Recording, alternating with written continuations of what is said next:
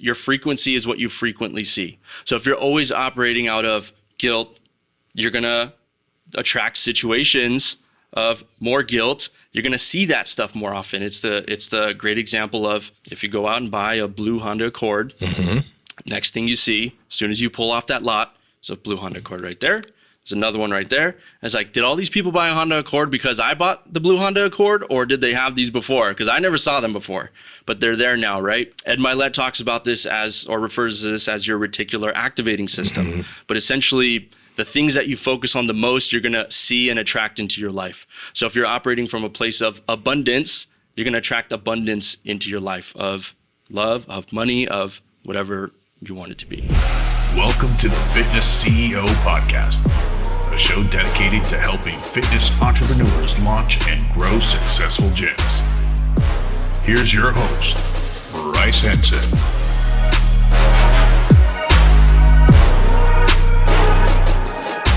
Hey, welcome back, friends, to the Fitness CEO Podcast. And I'm here in the studio with my dear friend, Mike Zakarian, who has been on in a formal interview process for the Fitness Franchise Podcast. But now we've rebranded the Fitness CEO, and he's here in studio. First and foremost, Mikey, welcome, brother. Thanks for having me, man. Dude, appreciate it. Excited to see you. Pumped. And just to kind of tee this up for the audience. So we're shooting this at the end of 2022, and Mikey and I attended. I actually did a little bit of MC work at the High Performance. Some great MC work. I appreciate that, buddy.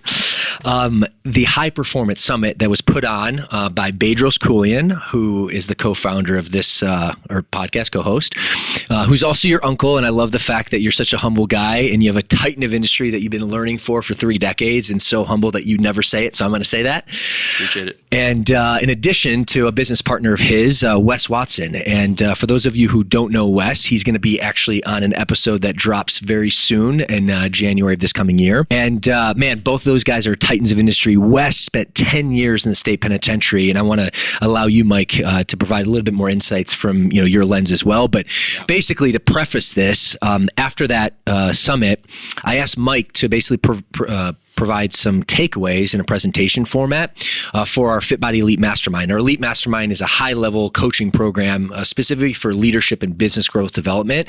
And we meet on a Thursday basis, every Thursday, to do a coaching call.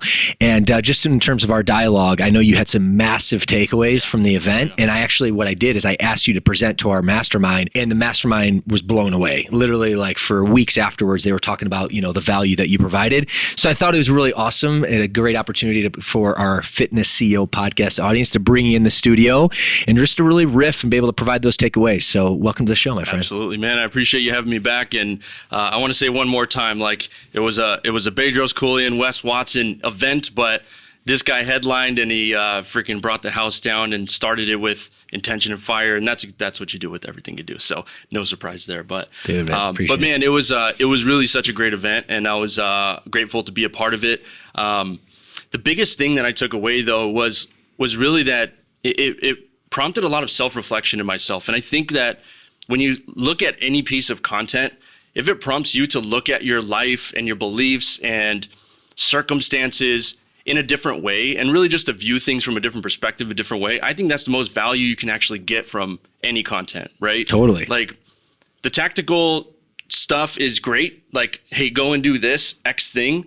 But when you can really take time to reflect, or something prompts that reflection to really change your world and the filters you look at the world through, as B likes to say, and your perspective, that's really where value can be found. So I'm excited to share this stuff because it was really kind of a profound takeaways for me and really helpful to me. So totally. Yeah, well, I'm excited to dive in. There's 7 takeaways. I'm going to tee them up, and then really just to be clear for the audience, these are your takeaways. So I want to give credit where credit's due, but really get Mike's take on that. And then we're going to kind of riff back and forth.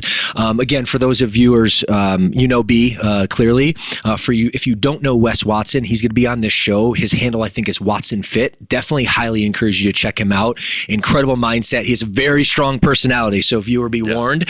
But just an incredible mindset. And he spent 10 years in the state penitentiary after he lived a life of, kind of in the fast lane, if you will. And that caught up to him.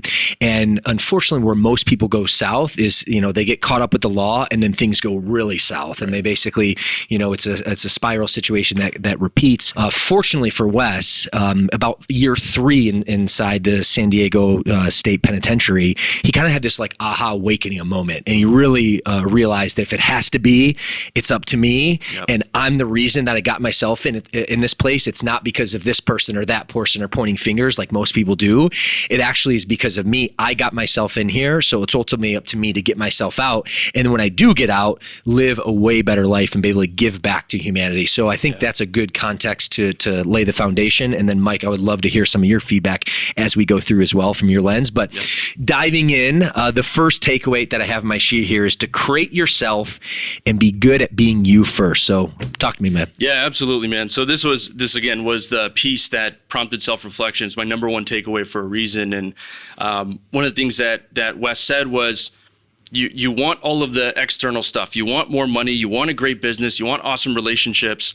You want all of those things, but you haven't become the person that can attract those things yet. Even if you got those things, you wouldn't be able to keep them because you're not that person yet.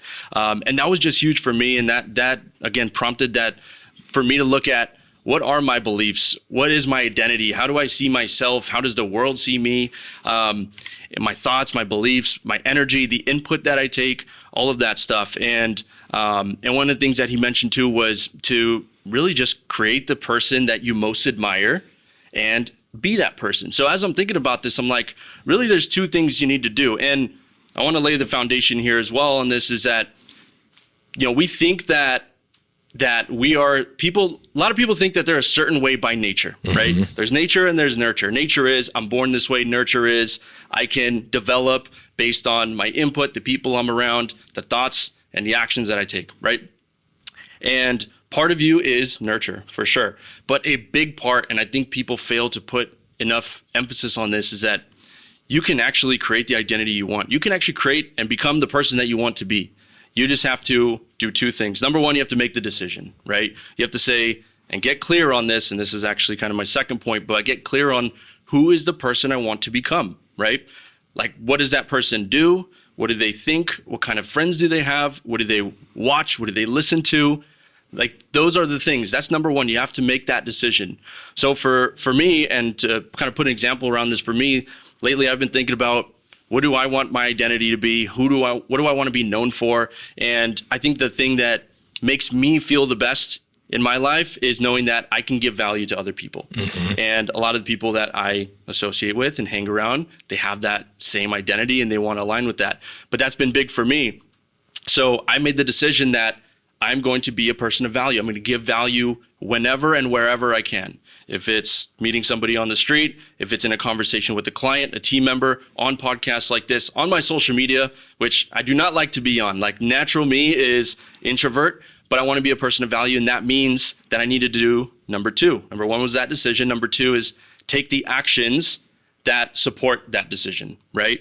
And do that consistently. And that's the hard part, of course. It's easy to make the decision and then go back on it and you're back and forth, but that's a waste of time and energy. So if you're going to make the decision, then back it up with the actions. And the crazy thing is that you create your identity by knowing what your beliefs and habits are. In turn, your habits and beliefs will end up building you, right?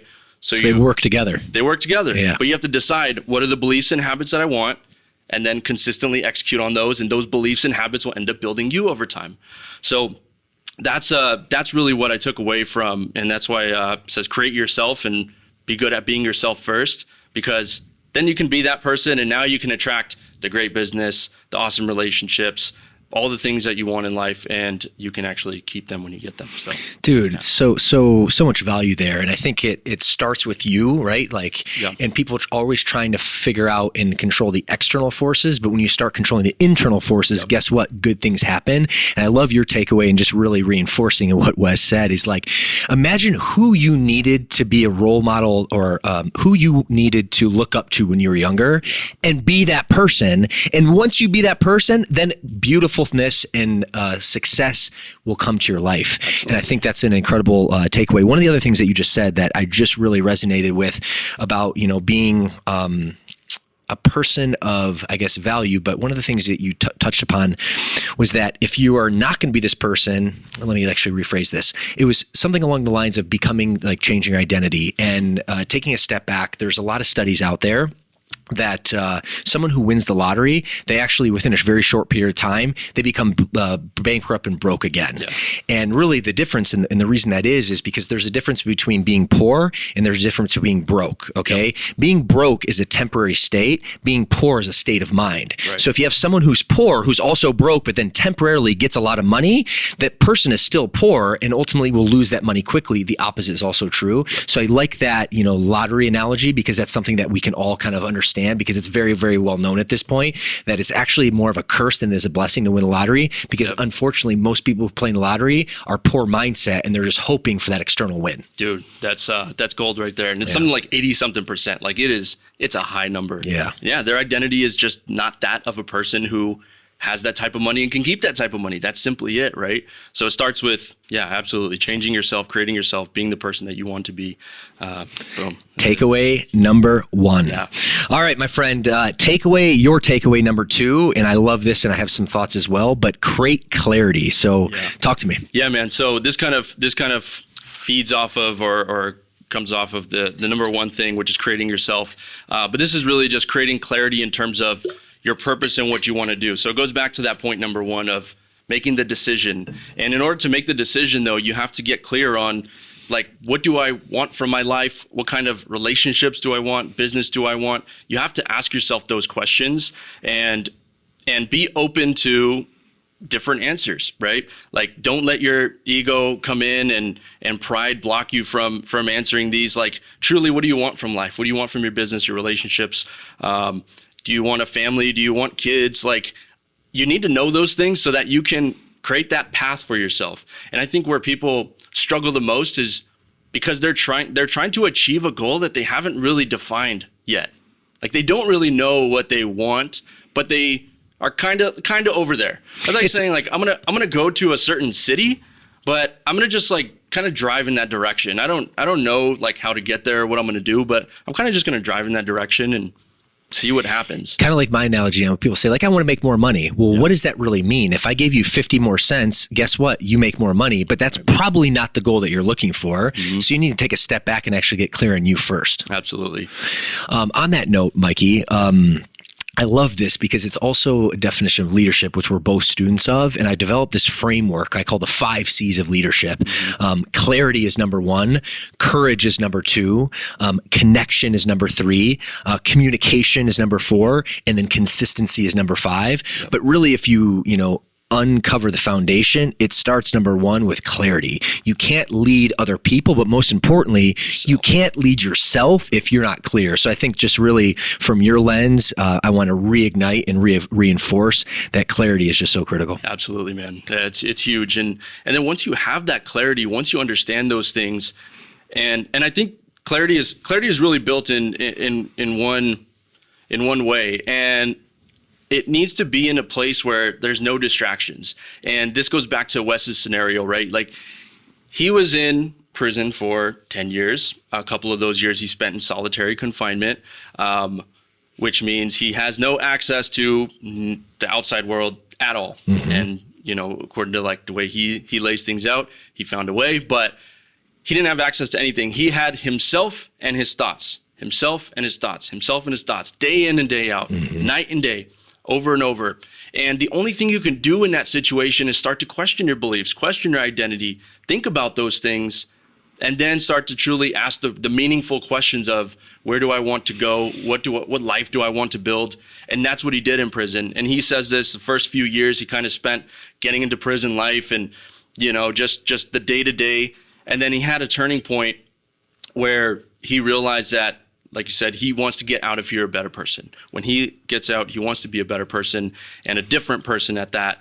And he'll tell you this, he said he's been out for not even 5 years yet. Yeah. But he's been building the person he is today for the past 15 years. Mm-hmm. And that was, like, big for me, right? Like, he's worked on his identity that much to get to the place he is today. But we only see the last couple of years, right?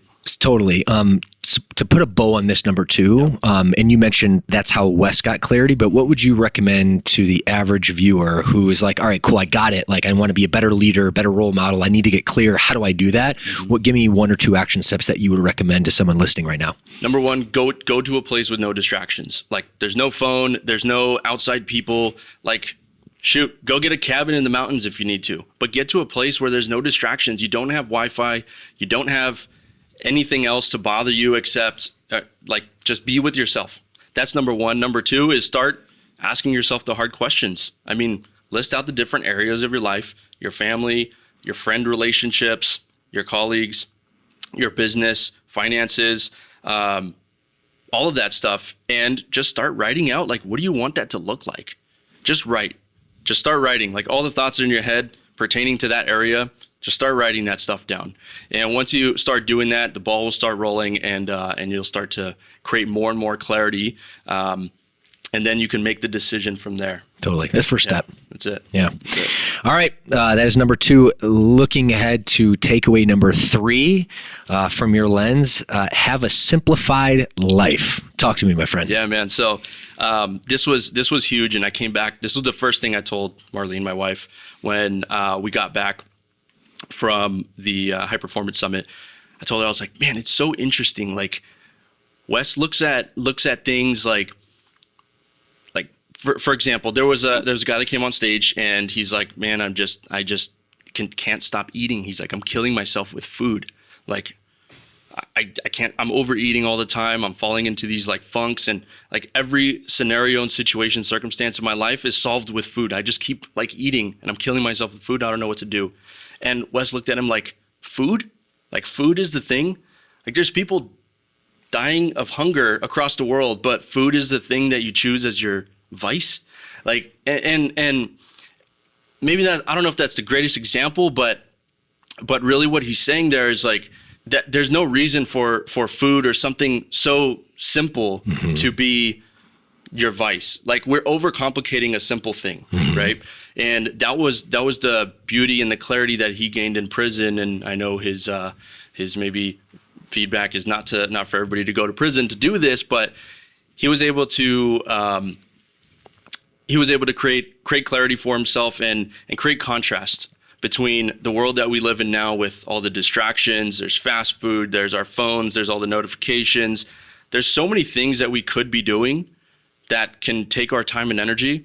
But in prison, he only had him and himself. And he has an advantage there to some degree, obviously. That sounds kind of ridiculous when you say it out loud. It does, yeah. But from a simplification perspective, once you have that simplification understanding that you actually don't need that many things externally to make you happy, make fulfilled, I think, simplicity creates a lot of clarity, going back to the second point as well. Yeah.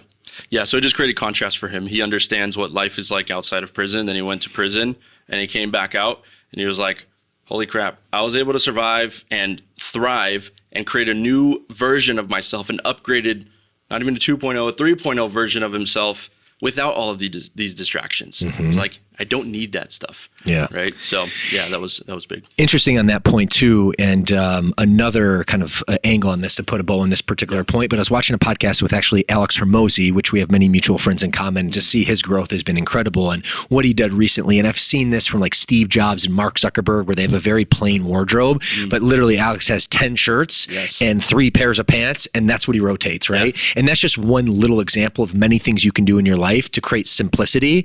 Because if you have to make all these outside and complex decisions just to basically get to work every day, I mean, you're setting yourself up for, big challenge. So if you can, create clarity, create simplification, things become more clear, the road ahead becomes more clear, then you can actually feel less overwhelmed and start taking action against your goals. That's it. What's up, my friend? Bryce here. Now, you might know me as the co-host of this podcast and the CEO of FitBody. But what many people don't know is that I actually began my journey as a FitBody franchise owner. Now, being an owner, I wake up every day absolutely doing what I love. I live my passion. I help people transform their lives and have both financial and personal freedom. It's for these reasons and many more that other owners join the brand and open their own FitBody locations too. So if you're looking to build a highly profitable business, take charge of your life, and create an impact in your very own community, then opening a Fit Body gym might be a perfect fit for you. Now, to see if a territory is available in your area, as we have very limited spots due to our incredible growth, go ahead and visit our website at fbbcfranchise.com to complete an application. Well, thanks, and back to the show. All right. I love number 4, certainly, because I like to think I love energy, have a lot of it, but I certainly do a lot of things to protect it and enhance it as well. But Mikey, your number 4 is protect your energy and inputs at all costs. Yeah. Talk to me. Energy is a finite resource. So many people say time is your most important resource or money or whatever it is, but I really think it's energy. And you look at high level leaders like Bedros, like Wes, like guys like Ed Milet, Andy Frisella, like these guys protect their energy at all costs. And they talk about doing this, talk about removing people from their lives that drain them of energy, removing situations and scenarios in their life that drain energy. If they know that, hey, I'm going to go to this party and there's these certain people that I'm not going to jive with, like I'm just going to be like small talk, just surface level stuff, I'm not going to go because it's going to drain my energy, and my intention is going to put me in a different place. It's going to lower my frequency. And I'm not a very woo-woo person by any means. I'm logic and reasoning is very high on my on my preferred list. Like that's just the way I'm wired. But man, this stuff is so important. And he says that you got to keep your frequency high at all times. And high frequency means operating in a place of abundance, a place of love. And low frequency emotions or situations would be operating from a place of guilt, operating from a place of shame. And I will say this, like operating from a place of guilt is a way I've seen my family cope and deal with situations and live their lives growing up. And I told Marlene this, I made this commitment that like, I'm not going to do stuff and go places and do things from a place of guilt. Like, I don't want to do that. Like how does that serve you? And then what happens is you're putting these emotions and these frequencies out into the world and you get those things. And Wes has a really great saying. He has a lot of these really cool coined phrases. But one of them is your frequency is what you frequently see. So if you're always operating out of guilt, you're going to attract situations of more guilt. You're going to see that stuff more often. It's the great example of if you go out and buy a blue Honda Accord, next thing you see, as soon as you pull off that lot, is a blue Honda Accord right there. There's another one right there. And it's like, did all these people buy a Honda Accord because I bought the blue Honda Accord, or did they have these before? Because I never saw them before, but they're there now, right? Ed Milet talks about this refers to this as your reticular activating system. But essentially, the things that you focus on the most, you're going to see and attract into your life. So if you're operating from a place of abundance, you're going to attract abundance into your life of love, of money, of whatever you want it to be. Totally. From my lens, and this is why, Mikey, I'm so passionate about what we do at Fit Body from a franchise perspective, but really like a personal training and fitness perspective. I mean, our mission is to inspire fitness and change lives, but really what a strong fitness routine does, it actually creates energy and clarity and simplification actually in your life. And I know we have a huge passion for this. And for me, when I look at it, and we're both fitness CEOs, right? And typically CEO stands for Chief Executive Officer, but I actually like to look at it as Chief Energy Officer or even Chief Evangelist Officer, whatever the case may be. But I look at it from my lens as like, I set the tone in my organization. If it has to be, it's up to me. That's why I wake up early, as do you. My routine is basically within 45 minutes, I'm getting a lift in, I'm getting a workout in, because that actually gives me energy. Once I'm finished with my lift, then I go with a little cold plunge in my pool, which is really, really challenging, but it actually invigorates me with energy. So I'm at HQ at 6 o'clock before most of the team gets in, just dictating the day on my terms. And I feel just so much clarity, energy, enthusiasm to hit the day. But it starts basically with a proactive practice on creating energy in my life. And that spills well, to my life, to my team's life, to my client's life. Yeah. So the fact of being able to protect your energy, I think it even goes a step further in being able to make decisions through simplification, through creating clarity in your life, that you can actually create more energy and then use to channel that towards your team, towards the good. Absolutely, man. So I do it in a little bit of a different way, and I love that. But I do use exercise for that purpose. But in the mornings, my first thing is to get in alignment with what my purpose is. What, like, that clarity I was talking about is to continue to think about that again. You can't just think about this stuff once, right? Like, you can't, like I said, go to the cabin in the woods and outline all this stuff and then put it on your shelf in your closet and you're like, you're golden, like you're aligned. That's not the way it works, right? You have to revisit this stuff.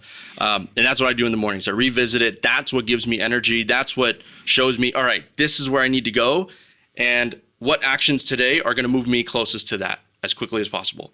That's the way I focus on it. What happens though, and just like everybody, as we're working on stuff, energy starts to drop. So I'm operating at a high frequency for a few hours. I start to feel my energy drop. That's the time for a workout. And next thing you know, like, boom, you're freaking back on your feet. You're aligned, you're focused, you're bringing that energy again. But same purpose, different time of day. Totally. Right? But man, exercise is a great way to do it. But I think the value behind that is, I mean, there's multiple ways to skin a cat. We're talking about the strategy, not necessarily the tactic. Right. You and I just talked about different tactics on how we actually create energy for ourselves, but really the strategy is to create energy, harness energy, and protect your energy for the people that you serve. Absolutely, man. All right, my friend, that is number 4. We are in the home stretch. Number 5, build your brand. And certainly as brand builders, I love this one. Would love to get some of your insights. And I know some of the things we talked about is being polarizing and putting yourself out there. But really, what was your biggest takeaway? Yeah, so my biggest takeaway was with building your brand is that future capital comes from value given today. So if you're looking, and capital could be used in the term of money, it could be used in a term of energy, of goodwill, good karma, goodwill, right? But giving value today ensures that you're going to get it back at some point. And whether it's a 1-to-1 ratio, who knows, doesn't matter. Put that good stuff out and you're going to get it back. But know that it's a long game, right? Like, you're putting the value out for future capital. But the most important thing on building your brand that I got was that you yourself are a brand. And if you're looking to build your business to be as profitable and impactful as it can be, you have to build yourself up. You need people to listen to you, right? And everybody is a brand. We're all walking brands. Like, that's just the nature of it nowadays. Back in the day, it wasn't that way. Like, without social media, without internet, yeah. Like, big brands were built from billboard marketing, things like that, but it wasn't a person. It wasn't ever a person. It was a company normally. But now you can connect with the person. And with building a brand, building yourself as a brand, you need to put yourself out there, put content out, because at some point you can leverage that to bring, because really attention is what everybody's paying for nowadays. Like, that's the best currency. It is. The currency is attention, right? So you build those things with knowing that you'll get the value back at some point down the line. But build yourself as a brand and be proud of the content that you're putting out there. It's gonna resonate with somebody, and be proud of who you are as well. And there was a guy on stage at the High Performance Summit, and he came up and they were doing hot seats, but Wes came up on stage and Wes asked him, "What's your name? Like, say your name." And he whispers his name. I can't remember what he said. He said, "Mike Zakarian." He whispered his name. He's like, "Huh?" He's like, "Mike Zakarian." He's like, "Say your name louder, bro. Like, are you proud of your name? Yeah. Are you proud of who you are? Yeah. Like, that's all you got is your name, and you are your brand. So if you wanted to impact your business and your life in some way, you gotta put some intention into building it. Anyways, from a social media perspective, though, we talked about it being polarizing a little bit. You got to be polarizing to attract the right people. You don't want to put content out that's going to be relevant to everybody. That's not your goal. In the beginning, that's what we think is our goal, because we want to build our followers and not ruffle any feathers. But you kind of have to be a little bit polarizing, but you don't want to repel everybody, right? And the way I look at it is you don't want to operate in the extremes, because like the extremes, like on the very polarizing side, like very, very polarizing side, that's challenging, but you want to be polarizing. You want to be in one camp or the other, because if you try to be in both camps, you're in no camps. Yeah. You got to have an opinion. Yeah. You can't have any opinions. Yeah. And this is actually one thing I struggled with growing up. And shout out to fitness, man, for building up my confidence as a kid and a young adult growing up. But man, like you gotta have some intention behind it and some passion behind it. Like you're not going to build yourself up that way. So totally. Yeah, and from my lens, to kind of put a bow on it, when I look at, building the brand, because it's just so incredible. I love this quote that's saying there's money in the transaction, but there's wealth in the relationship. And that's a general concept of like the value of relationship building. But I would say like, as that pertains to marketing and sales and brand building, there's money in the one-time ask for a sale, but there's wealth and also generational wealth in building that brand. And that's the difference between a one-time transaction and then long-term wealth from my viewpoint. So love where you went with this. All right. The last two we have, number 6. And this is so counterintuitive at times, but this is so simple and true once you get in the business game. And I'm talking to you new business owners or soon to be Fit Body Bootcamp owners, because holy smokes, I wish I would have known this. But I love this so much. Friends, people don't want the thing that you're selling, aka in our world, in the fitness world, in the Fit Body Bootcamp world, macros or workouts, etc. They want the solution to their problems. And in this case, in the health and fitness, it's anxiety. They want to relieve that. They don't want to have low energy. They want to have high energy. They want to have high confidence. They want to look lean, etc. People are buying the solution to their problems, and you can never forget that. So elaborate from your lens. That's it, man. Like you hit the nail on the head. It's selling the solution and not the fancy stuff. It's selling the benefits, not the features. I learned this renting cars, funny enough. Most people don't think renting cars is a very salesy business. There's a lot of sales involved. There were sales scripts and sales trainings, and we were actually tested quite a bit. One of the things that they always talked about was you don't sell an upgrade, for example, on a car based on its features. You don't say it's a convertible. People don't care that it's a convertible. What they care about is, what does that convertible do for me? What's the benefit? The benefit is you're traveling to Southern California. We got the best weather and sunshine in the whole country.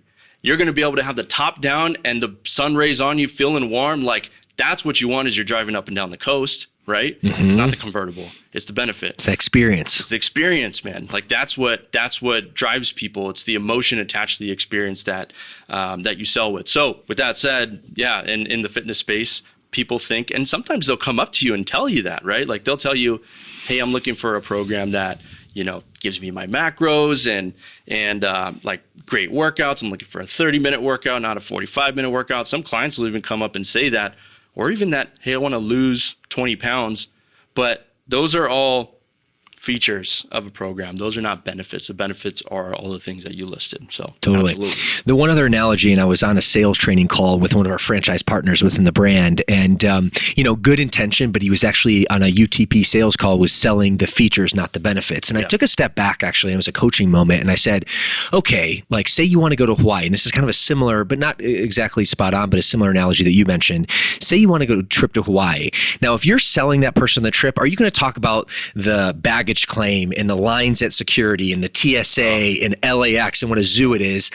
If you're going to do that, you're not going to be a good salesperson, and you're not going to be successful in basically selling vacation packages. What you want to sell, to your point, is the beach. It's the white sand. It's the time with the family. It's the time with your loved one. It's the romantic dinner you have. That's what you're selling. You're not selling the features of the particular experience. In this case, the long lines, the TSA and all the stuff. So that's just my lens on it. But again, my friends, bullet point number 6, people don't want the thing you're selling. And I know that's so hard to see because you're emotionally bought into that, but they want the solution to their problem. So that is number 6. And Mikey, take us home. Number 7, the grand finale.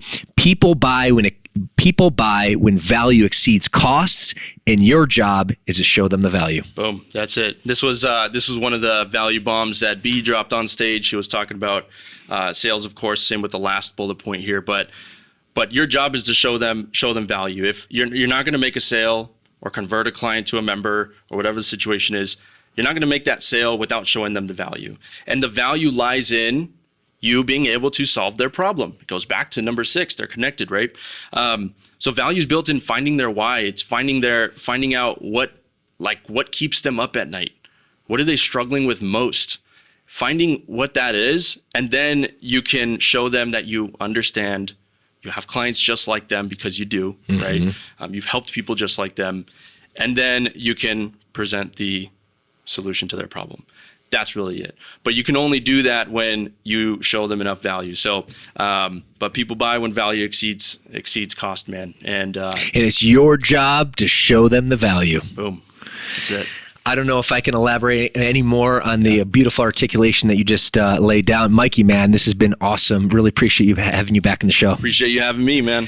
Thank you so much. This was awesome. Totally. And friends, in the fitness space, in the entrepreneurial space, interestingly enough, this is a self-development program. So a lot of these things were mindset focused, were self-development focused. But one of the things I saw in your show notes is your income will never out-earn your personal growth. Yeah. And that's really what this particular episode was about. So I know you got a ton of value, assuming you did. Go ahead and implement this first and foremost in your business or soon to be business when you open your own Fit Body. But regardless, whether you're a Fit Body Bootcamp owner, whether you're a gym owner, whether you're a business owner in another space, these 7 takeaways are gold. So I'd highly implore you to execute, implement as soon as you can.